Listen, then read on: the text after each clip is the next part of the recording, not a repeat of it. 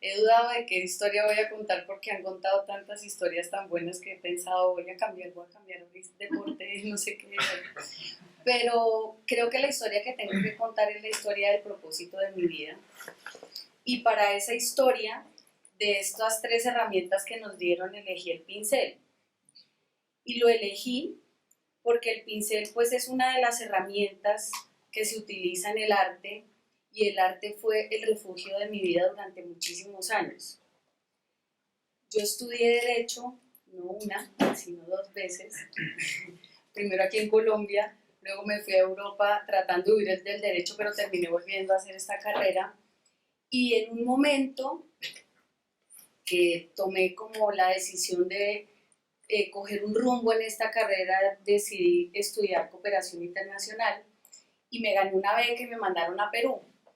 Y para mí el año de Perú, el año de mi beca en Perú fue como el mejor año de mi vida. O sea, en Perú, mejor dicho, descubrí la comida peruana, que soy súper amante de la comida, entonces me engordé como 8 kilos, no hacía sino comer, viajé todos los fines de semana, no, esta ciudad es divina, este pueblo, Cusco, no sé qué, no, yo me lo pasaba viajando, comiendo, conociendo gente increíble, se me borró la idea de Laura en América, que era la que traía desde o sea, yo decía, ay, me mandaron a Perú, qué jartera, pero Perú para mí fue el descubrimiento más maravilloso de mi vida, porque llegué a un lugar donde me di cuenta que todo era totalmente distinto a como siempre me lo pintaron, que fue bastante feo, la verdad, porque lo que veíamos era chicha morada por una propaganda con un niño, Pedrito el cocinero y Laura en Américas.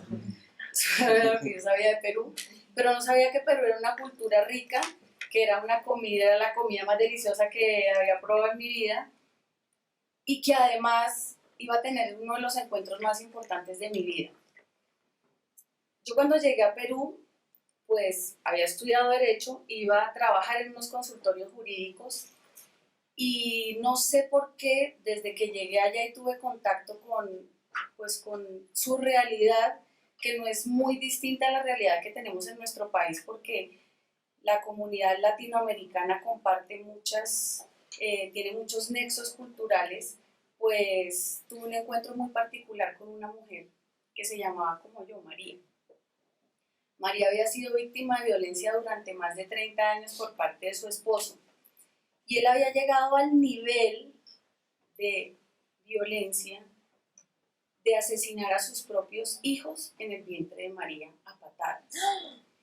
Cuando ella me contó esta historia, a mí me destrozó, obviamente. Y yo en ese momento, pues con estas carreras, yo dije, no, yo voy a encontrar la manera de apoyarla, de ayudarla y de salvarla de alguna forma. Y tuve tal frustración cuando me di cuenta que todo lo que había estudiado, que todo lo que yo hacía y que tenerla sentada enfrente de mi escritorio realmente no iba a ayudar a María, porque desafortunadamente la ley y el Estado no protegían a las mujeres que tienen este nivel de vulnerabilidad y este nivel de violencia en su vida.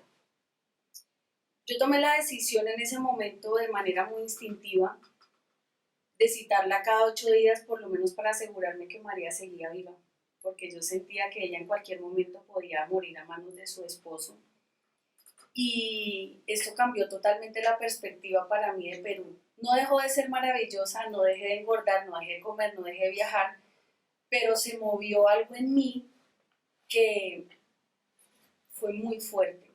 Cuando yo me fui de Perú, me fui llorando por primera vez en mi vida porque yo amo viajar y siempre que me monto en un avión, aunque me da mucha tristeza lo que estoy dejando, digo, no, pues voy a aterrizar en otra parte del mundo, qué delicia. Pero me acuerdo estar montada en ese avión, mirar las montañas de Huaraz y llorar muchísimo porque estaba sintiendo que se me estaba quedando algo de mi alma en ese lugar. Y tomé la decisión de abandonar el derecho. De hecho, no me gradué, no fui por mi título, sino que me refugié en el arte. Y también tuve un contacto muy fuerte con el arte en Perú. Asistí a clases de fotografía, asistí a clases de crítica de arte, historia del arte, fue una cosa que siempre me llamó la atención y es una cosa, un elemento a través del cual yo vivo también la vida, y encontré en él el refugio. Entonces sentí que llegué a un lugar donde me sentía en paz, donde podía seguir o mantener la posición política que siempre sentí que tuve, porque cuando me fui de Colombia, porque me fui como a estudiar a Europa, cuando me fui de Colombia me fui como harta de darme cuenta que, ¿por qué yo por ser mujer no puedo hacer esto? Porque esto solo está permitido para los hombres. Y me sentía tan coartada que quería estar en un lugar donde sintiera libertad. Me regresé a España, pasaron muchos años, volví a Colombia y el 17 de septiembre del 2016 la vida me volvió a poner en el lugar en el que estaba en Perú, enfrente de una víctima, pero en ese momento la víctima fui yo. Me desperté de un estado de inconsciencia en el que me había dejado el que era mi novio y me intentó matar esa noche. Me cogió a golpes y cuando me desperté, y de esto no me acuerdo muy bien, pero me lo contó la persona que me recogió del suelo, que yo le dije, tómeme una foto, mándela a este número, por favor, y empecé a actuar como una abogada, como con esa formación que yo en un momento deseché, pero que en ese momento recuperé, no sé, pues por esta situación, pero también porque en ese momento se despertó de nuevo en mí lo que por siempre tuve vivo y nunca supe de qué manera canalizar. Para mí este match de mi vida, de haber dejado mi carrera porque de verdad una víctima de violencia me marcó tanto que el dolor que veía en ella me alejó.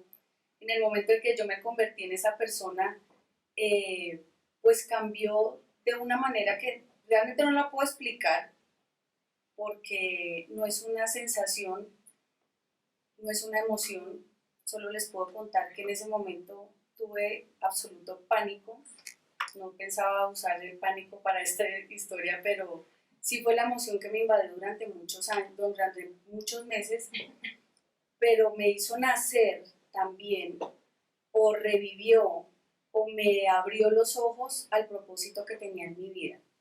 Y ese propósito de luchar o trabajar por visibilizar una problemática con la que me he encontrado durante toda mi vida. En ese momento tomé conciencia y empecé a hacer un camino hacia atrás, no para culpabilizar a la persona que casi me mata, sino para entender qué pasa con la violencia hacia las mujeres. ¿Qué es lo que está pasando en nuestra sociedad? ¿Por qué yo llegué ahí? ¿Por qué casi me mata una persona que se supone que me quería? ¿Por qué se cree dueño de mí? ¿Y por qué intenta quitarme la vida porque yo no quiero estar más con él? Y me di cuenta en ese momento pensando hasta cuando tenía los 4 años, que es lo primero que me acuerdo cuando se murió mi mamá, que había sido víctima de violencia durante muchas veces, pero que en mi conciencia eso no estaba. Así que en ese momento, que puede ser casi como una persona me dijo este fin de semana pasado, ese fue el peor mejor día de tu vida. Y eso suena como terrible, ¿no? Decir, no, el mejor día de tu vida es el día que casi te matan, y pues claro que no es así, pero sí lo agradezco, porque pues me tuvo que pasar algo terrible para darme cuenta cuál era el propósito de mi vida. Y el propósito de mi vida sí nació ese día. Y sí nació cuando me miré al espejo después de 1 hora y media que empecé como a ser consciente y me vi golpeada y no me dolió lo que vi en mí, sino que me dolió y me conecté con lo que siempre he visto en la humanidad, y es una indiferencia frente a este tema. Ahora, 10 meses después de esto que pasó, creé una fundación que lleva mi nombre.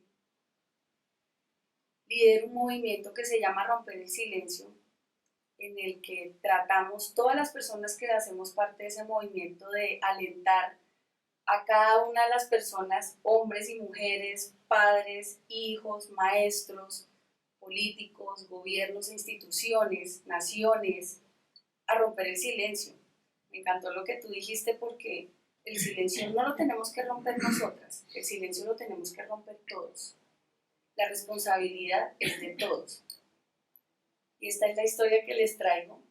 Mi invitación es a que con ese pincel que yo utilicé al principio para decir que mi refugio fue el arte, también ahora entiendo que ese pincel es una herramienta para pintar una nueva realidad.